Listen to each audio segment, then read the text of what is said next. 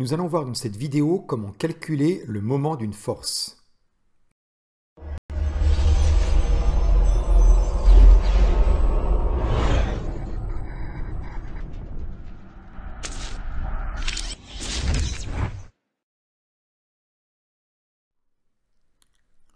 Pour calculer le moment d'une force par rapport à un axe de rotation, on va utiliser la formule suivante. Le moment d'une force, c'est la norme de la force multipliée par une longueur L qui s'appelle le bras de levier.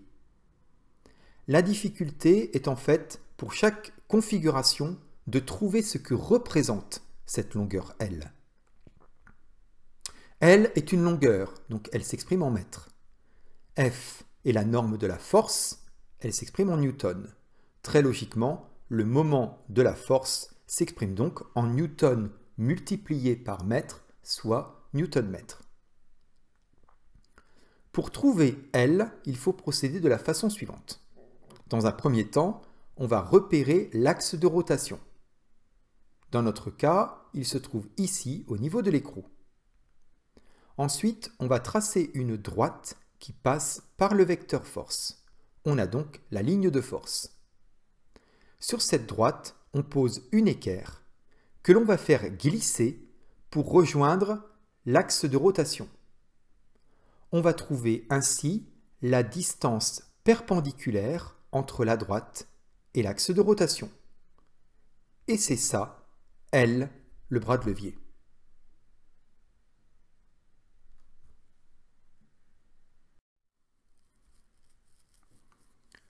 On voit donc qu'ici, on a un triangle rectangle.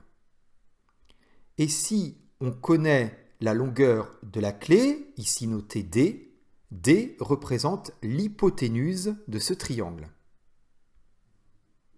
Si on vous donne cet angle alpha, que vous le connaissez, on s'aperçoit que L, par rapport à cet angle, correspond au côté opposé à l'angle.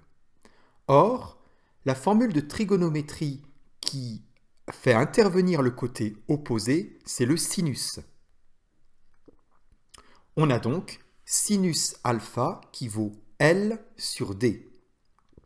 On a donc ainsi un moyen de calculer la valeur de L connaissant l'angle alpha et la longueur de la clé, puisque L, c'est D fois sinus alpha.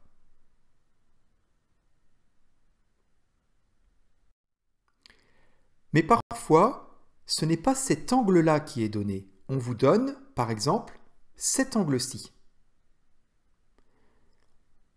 Quand on voit l'angle positionné dans notre triangle, cette fois-ci, L, le bras de levier, est le côté adjacent à cet angle. La formule de trigonométrie qui fait intervenir le côté adjacent, c'est le cosinus. On a donc cosinus alpha qui vaut L divisé par D, l'hypoténuse de notre triangle. Et cette fois-ci, le bras de levier sera calculé par la formule L égale D multiplié par cosinus alpha. Voilà pourquoi il est conseillé en fait de retenir que pour calculer le moment d'une force, la formule c'est la norme de la force multipliée par le bras de levier.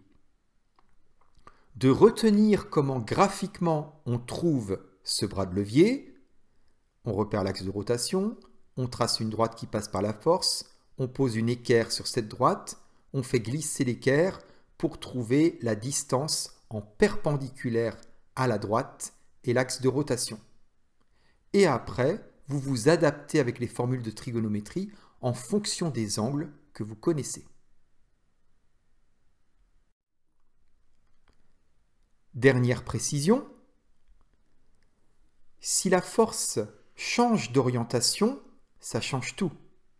Dans notre cas ici, exceptionnellement, en fait, le bras de levier L correspond à D, la longueur de la clé. Lorsque la force est perpendiculaire à la clé, on a le bras de levier qui vaut la longueur de la clé.